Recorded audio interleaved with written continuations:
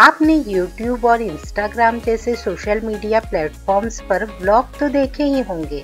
क्या आप एक दिन के लिए ब्लॉगर बनना चाहेंगे?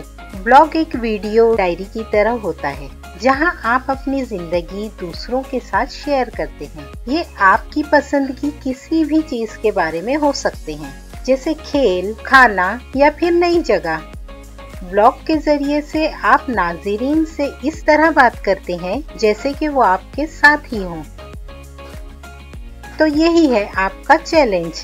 2 मिनट का ब्लॉग बनाएं और दिखाएं कि आपका गांव क्यों खास है।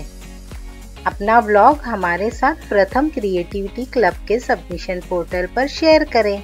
हमारी नेक तमन्नाएं आपके साथ है।